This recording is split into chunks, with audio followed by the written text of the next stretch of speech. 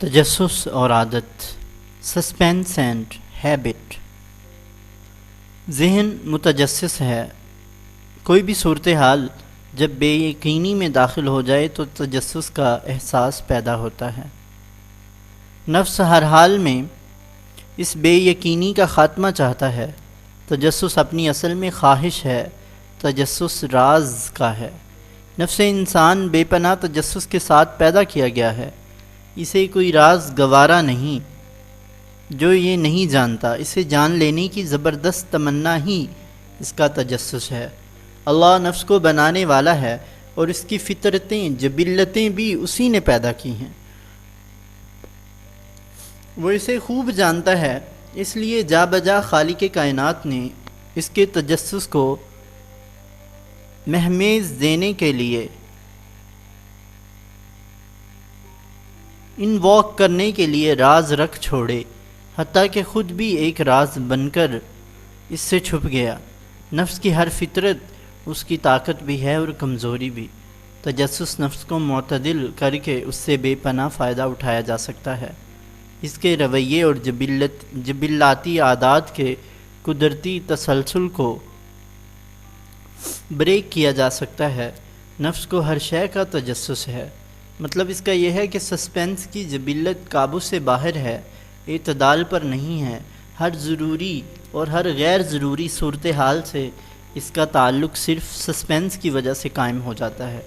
Suspense کی اس حس کو تسکین دینے کے لیے یہ اپنی تمام تر حسیات کا بے دریغ استعمال کرتا ہے۔ حیرتوں کی اسے تلاش ہوتی ہے، نئے کا حریص ہے، انفرادیت کا شائق ہے۔ یہ حرص اور یہ شوق سے اسے دنیا کی ہر گھاٹی میں اندھا دھند کود جانے پر مجبور کرتا ہے، اور یہی حرص اسے کبھی کبھی خدا کے رستے پر بھی گامزن کر دیتی ہے۔ اس کے تجسس کو استعمال کر کے تعلیم اور تربیت میں اضافہ کر کے اسے عمومی اور کم تعلیم یافتہ نفوس سے جدا کیا جا سکتا ہے۔ سرکس کے جانور کی طرح سزا اور جزا کے عمل سے اس میں ایک نئی تہذیب کا ظہور ہو سکتا ہے۔ آغاز تربیت میں نفس اپنے تجربے اور خواہش کے باوجود اپنی ابتدائی خصلتوں کے تحت بغاوت بھی کرتا ہے اور اپنی عادات کو بھی دہراتا ہے۔ ابتدائی تربیت میں اس کا مقصد کسی بہتر اور برتر خیال کا حامل نہیں ہونا چاہیے، بلکہ تجسس اسے تحقیق اور محنت پر خود آمادہ کرنے لگتا ہے۔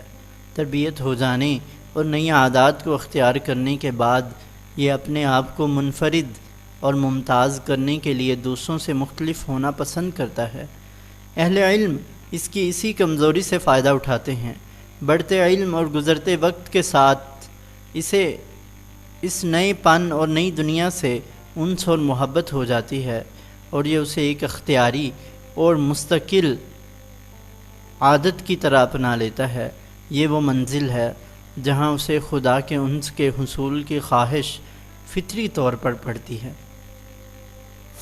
نئی دنیا کے افکار، کنسیپٹس اور نئے آفاق کی تحقیق پھر اسے یہ شوق اختیاری ترک کرنے نہیں دیتی، اگرچہ اس کی جبلتیں ہر لحظہ کوشاں رہتی ہیں کہ اسے دوبارہ اس کے دور جاہلیت کو پلٹا دیں، مگر نئی عادات اور فطری ضد اسے راہ خدا پر مستقیم رکھتی ہے۔ اس مقام پر اللہ کی تائید، نصرت اور رحمت سے نفس انسان پر سکینیت اور الہام کا نزول شروع ہوتا ہے۔ یہ وہ نعمت غیر مترقبہ ہے جو نفس نے اس سے پہلے کبھی نہیں پائی ہوتی۔ اب اس کا مقصد حیات واضح اور خیالات مصفہ ہونے لگتے ہیں۔ شعور اپنی بلوغت کو پہنچتا ہے، مگر اس مرحلے کے اپنے خطرات ہیں۔ تقدس، تقوی کی مبالغہ آمیز خواہشات، تزکیہ کی شدتیں اسے دعوی انفرادیت اور خصوصیت کی حرص کا شکار کرنے کی کوشش کرتی ہیں۔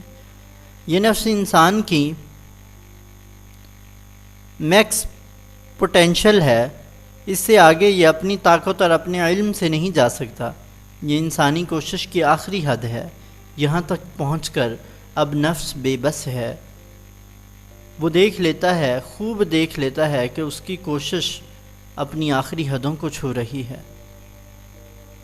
اس سے آگے نہیں جا پا رہا، وہ دیکھتا ہے کہ ہر کوشش لا حاصل ہے، اس مقام پر اسے رکے رہنا ہے اور اپنی تمام تر کوششوں کو راہ خدا میں مستقیم رکھنا ہے۔ یہاں اللہ کی محبت اور اخلاص کے سوا کوئی شے معاون نہیں ہوتی۔ یہ مقام انتہائی گنجلک ہے۔ اگر نفس ایمان پر نہیں ہے، اللہ کی محبت اور اطاعت رسول اس میں موجود نہیں ہے، تو 100% ایسا نفس استدراج کو موڑ دیا جائے گا۔ ایمان کے 3 درجات حلاوت یہاں کام آتے ہیں۔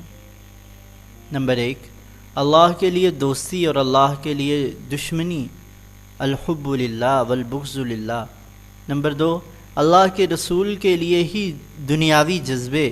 نمبر 3، ملکیت یا وابستگی سے محبت اور اپنی جبلات، پرانی زندگی میں جو کہ کفر کے مترادف ہے، کو پلٹ جانے کا خوف۔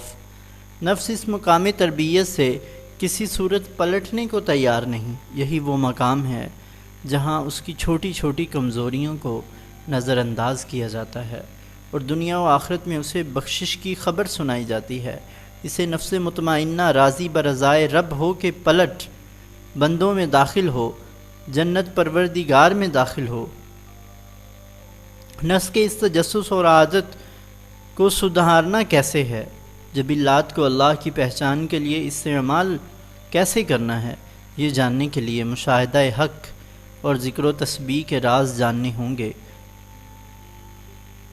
چاہے جانے کی آرزو، یہ آرزو ہے، تمنا ہے، یہ خواہش کی آخری حد ہے۔ یہ ہمارے نفس میں ہمیشہ سے موجود چاہے جانے کی تمنا ہے۔ اور پھر یہ جو لفظ ہے کہ فلاں کو اللہ کی لو لگ گئی ہے، یہ بھی وہی چاہت ہے۔ یہ لو ہر نفس میں برابر بڑک رہی ہے۔ مسئلہ یہ ہے کہ نفس کو علم نہیں کہ یہ لو اپنی اصل میں کیا ہے۔ ہم چاہتے ہیں کہ ہمیں چاہا جائے، کوئی ہمیں چاہے، اس لیے ہم کسی کو چاہتے ہیں۔ ہمیں لگتا ہے کوئی ہمیں چاہے گا تو ہم مکمل ہو جائیں گے۔ ہم خوب جانتے ہیں ہم کچھ بھی نہیں ہیں، اس لیے ہم تمنا رکھتے ہیں کوئی ہم سے محبت رکھے تاکہ ہم کچھ ہو جائیں۔ غور کریں، ہم سب کی یہی زندگی ہے۔ یہ خواہش کہ ہمیں دریافت کیا جائے، ہماری تمنا کی جائے، ہمارے حصول کی تگ و دو میں کوئی ہر لحظہ سرگرداں رہے، یہ خواہش ہمیں ساری زندگی انتہا درجے کی اذیت میں مبتلا کیے رکھتی ہے۔ نفس کے پاس بہت بڑی دلیل کی صورت ایک وجہ موجود ہے کہ کوئی اس سے محبت کرے۔ یہ وجہ ہی محبت کا تمنائی ہونے کی اصل وجہ ہے، موٹیو ہے۔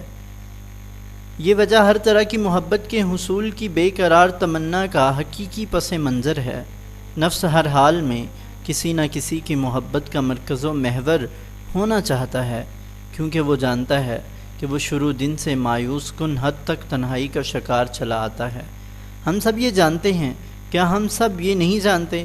تنہائی کے راہ گزر میں گزرتی زندگی ہی ہماری نفوس میں چاہے جانے کی خواہش پیدا ہونے کی سب سے بڑی وجہ ہے۔ جب تک یہ وجہ موجود ہے، تب تک یہ مطالبہ بھی نفس میں قائم ہے کہ کوئی اسے چاہے۔ یہاں سوال یہ پیدا ہوتا ہے کہ کیا ہم اس وجہ کو جانتے ہیں؟ کیا اس وجہ کے نتیجے میں اپنی زندگیوں پر چھا جانے والے اثرات سے ہم بخوبی واقف ہیں؟ اور پھر سب سے بڑا سوال یہ ہے کہ ہم اس وجہ سے آزاد ہو سکتے ہیں؟ میں تنہا ہوں، اکیلا ہوں، پریشان ہوں۔ میں اس تنہائی، اکلاپے اور پریشان زندگی سے گزرتے ہوئے ہر امید سے مایوس ہو رہا ہوں۔ اگر کوئی مجھ سے محبت کرے تو یہ سب بدل سکتا ہے، اس ویرانے میں پھول کھل سکتے ہیں۔ ہم دیکھ سکتے ہیں کہ نفس کے اس مطالبے کی وجہ تنہائی ہے۔ نفس اکیلا ہے، اس لیے کسی ساتھی کی تلاش میں ہے، کوئی ایسا جس سے وہ بات کر سکے، کوئی ایسا ہمراز جس کے سامنے وہ اپنا آپ اندر اور باہر سے عیاں کر سکے۔ کیا ہم اس کربناک تنہائی کو صاف صاف دیکھ سکتے ہیں؟ نفس کی اس کربناک تنہائی کے بے قرار خلا کو کسی صورت کوئی انسان پر نہیں کر سکتا۔ نفس ہر طرح سے کوشش کرتا ہے، ہر طرح کی محبت کو اپنی طرف مائل کرتا ہے، لیکن ہر محبت کچھ مدت کے بعد اسے پہلے سے بھی زیادہ تنہا اور مایوس کرتی چلی جاتی ہے۔ یہ انسان کا بہت بڑا دکھ ہے، یہ ہر نفس کا نوحہ ہے۔ ایک پائیدار محبت کے حصول میں سرگرداں ہر لحظہ ناکام ہوتا ہوا انسان ہر آنے والے پہلے سے زیادہ پریشان ہوتا چلا جاتا ہے۔ غور سے دیکھیں، صرف اپنی ذات کی تکمیل طلب میں مصروف یہ نفس کس کا ہے؟ نفس انسان اپنی تنہائی سے وحشت زدہ ہے۔ اس